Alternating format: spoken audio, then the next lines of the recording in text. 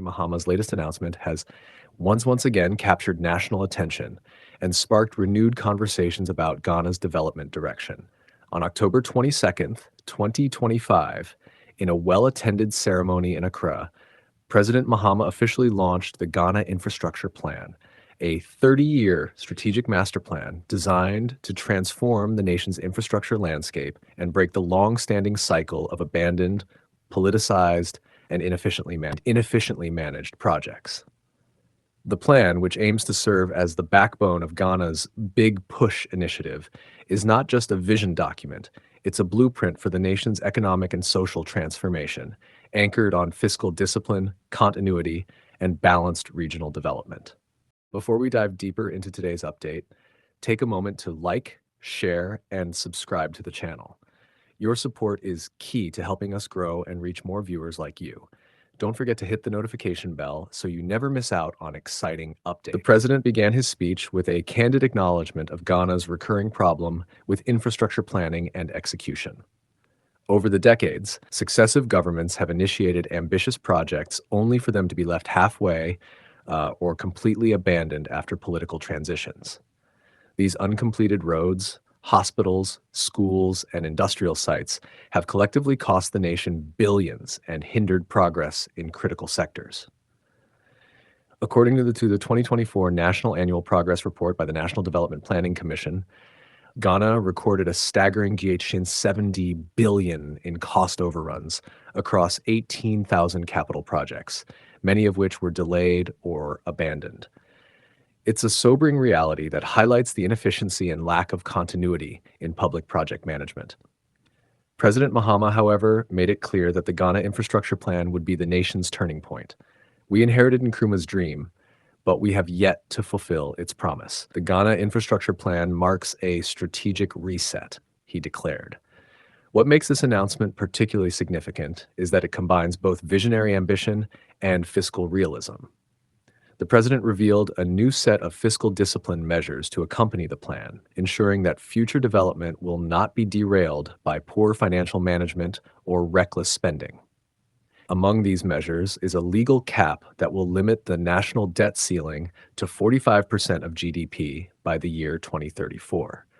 This move, he explained, will help prevent excessive borrowing and create a stable macroeconomic environment for long-term development. To enforce these fiscal rules, the government will establish a Fiscal Responsibility Council tasked with monitoring compliance with the Public Financial Management Act and penalizing violations. President Mahama also revealed a crucial reform that drew strong applause from the audience. The acting Chief Justice has agreed to establish specialized courts to fast-track the prosecution of public officials who misuse or misappropriate public funds. The president shared a shocking example from the Auditor General's reports. The staff of a hospital attended a person's funeral and after that continued paying him for 26 months. This anecdote, though disturbing, highlighted the deep-seated problems in Ghana's public financial management and the urgent need for accountability mechanisms. The president's tone was firm and resolute. He made it clear that fiscal indiscipline and corruption would no longer be tolerated. The Ghana Infrastructure Plan itself is not entirely new. It was first conceptualized and developed under President Mahama's administration in 2016, later revised in 2019, but eventually shelved. Now, in 2025, it has been revived and elevated as the central framework guiding all future infrastructure decisions under the Big Push initiative. This revival aligns strongly with the president's vision to restore continuity and professionalism in governance, ensuring that development planning transcends political cycles and personal interests. Linking his vision to Ghana's historical legacy, President Mahama invoked the spirit of the country's founding leader, Dr. Kwame Nkrumah. He reflected on Nkrumah's 7-year development plan of 1963, which placed infrastructure at the center of Ghana's drive toward industrialization and modernization. He built roads, railways, schools, and energy systems to connect our people and unlock Ghana's productive potential. That vision was bold, it was patriotic and transformative, and it remains timeless even today. The president stated, By evoking Nkrumah's legacy, Mahama sought to remind Ghanaians that development is not merely about physical structures, but about creating lasting systems that empower generations. At the heart of the new plan lies the idea of equity, ensuring that every region of Ghana benefits from infrastructure development. The president lamented the current imbalance in national development, particularly between the North and the South. He criticized the dissolution of the Savannah Accelerated Development Authority, or SADA, and its replacement with fragmented regional authorities that have had, in his words, no impact, absolutely. To correct this imbalance, the Ghana Infrastructure Plan proposes the creation of an agro-industrial park in the northern part of the country. The park will serve as a magnet for investment, creating jobs and transforming the region into a hub for agricultural processing and value addition. Foreign investors, the president emphasized, would be incentivized to establish operations in the north rather than concentrating solely in Accra and the coastal areas. He also underscored the plan's focus on multi-sectoral linkages, connecting infrastructure and investments in energy, transportation, water, digital technology, and housing to create a unified and efficient system. This approach ensures that roads lead to production zones, electricity powers industries, water systems sustain communities, and digital networks drive innovation. The big push is not about spending more. It is about spending wisely, the president stated. Every cedi spent, he said, must be guided by the plan's priorities to ensure value for money and lasting impact. As part of the first phase of the Ghana Infrastructure Plan, the government will prioritize the completion of abandoned and delayed projects across the country, in line with Article 35(7) of the 1992 Constitution, which mandates successive governments to continue projects initiated by their predecessors. This principle of continuity has been one of the missing links in Ghana's development journey, and Mahama's government appears determined to institutionalize it. The Big Push initiative, therefore, is not a new spending spree, but a disciplined, strategic effort to complete what has already been started, restoring trust in governance and ensuring that public investments deliver real results. The president announced 3 flagship projects that will be rolled out under this new framework.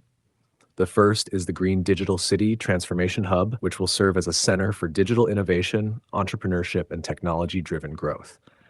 This initiative aims to position Ghana as a digital powerhouse in West Africa, attracting startups, investors, and global tech companies while nurturing local talent. The second project involves the expansion of water systems in Kumasi, Tamale, Sogakope, and Ho, ensuring reliable access to clean water for millions of Ghanaians and supporting both domestic and industrial needs. The third major focus area is the development of strategic road and transport corridors that will improve connectivity across regions, reduce travel time, and enhance trade efficiency. Throughout his address, President Mahama emphasized that the success of the Ghana Infrastructure Plan would depend not just on government action, but on collective responsibility. He called on all Ghanaians, public servants, private sector actors, civil society organizations, and ordinary citizens to play their part in ensuring transparency, accountability, and long-term commitment to the plan's objectives. Development is not the work of one government or one leader. It is a national project, he said.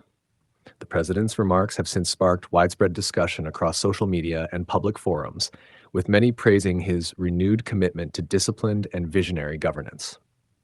For others, the announcement has revived hope that Ghana may finally break free from the cycle of political rivalry and waste that has hampered national progress. Critics, however, argue that the true test of the plan will be in its implementation, whether the government can maintain fiscal discipline, prevent corruption, and follow through on its promises.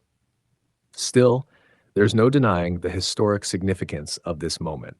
Ghana stands at a critical juncture.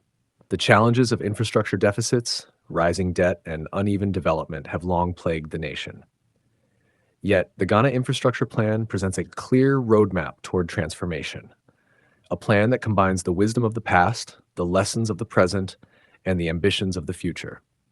It envisions a Ghana where every project serves a purpose, every region grows together, and every cedi spent contributes to a collective national goal. As the president concluded his address, his words resonated with both humility and conviction. This is not just another plan, it is a promise to build a Ghana that works for all its people, not just for some. A Ghana that continues what it starts, values every region, and plans not for 4 years, but for generations to come. His message was simple yet powerful. For Ghana to rise, it must plan, execute, and sustain. The launch of the Ghana Infrastructure Plan could well mark the beginning of a new era in the country's development history, one characterized by integrity, foresight, and unity of purpose.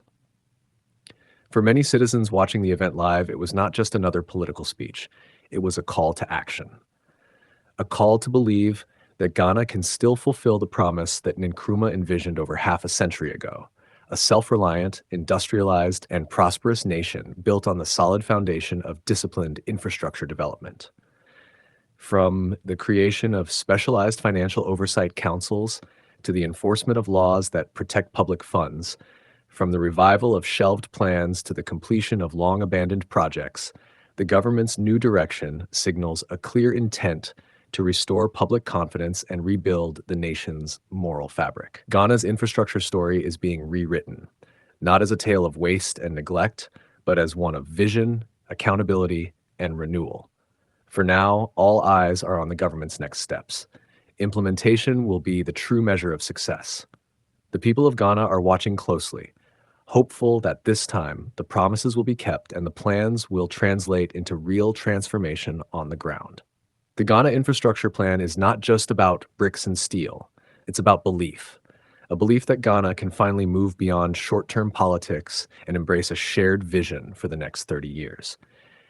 If executed faithfully, this could be the moment historians will one day look back on as the point when Ghana turned a corner. A nation once plagued by abandoned dreams, rediscovering its sense of purpose and direction. And as President Mahama stood before the nation, pledging to lead this transformation with integrity and foresight, one couldn't help but feel that perhaps this time Ghana is truly ready for its big push into the future. If today is your first time watching this channel or you are returning to this channel for the exciting content, please subscribe to the channel for more educative and developmental projects across Ghana and Africa as a whole. Do you want to know about the state of a project in Africa? Then make sure to like and comment the name of the project you would like us to talk about and its current state.